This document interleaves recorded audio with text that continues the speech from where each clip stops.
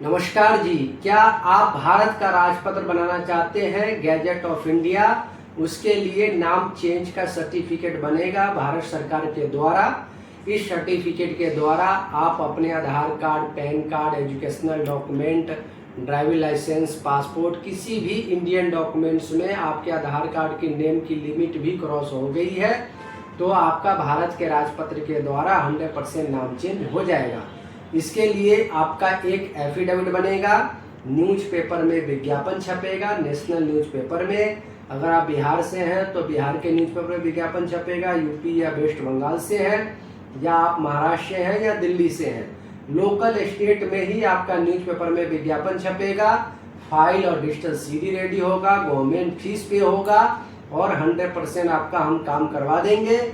आपको कोई दिक्कत नहीं आएगी। हम लोग पिछले 7 सालों से नाम चेंज और नाम करेक्शन का काम कराते हैं। जय हिंद।